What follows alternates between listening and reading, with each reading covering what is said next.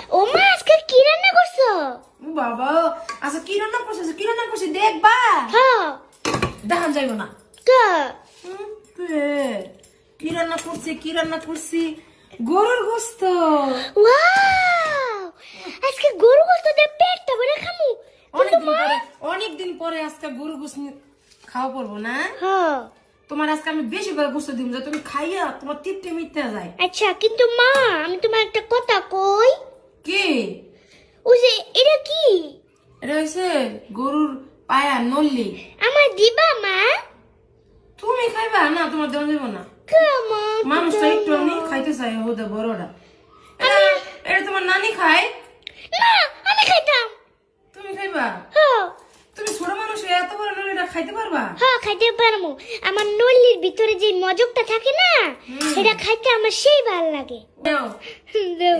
নলিটা খাইবো এইটুকু মুখ দিয়ে করে না দাও। বাসাটা সে আইছে। হ্যাঁ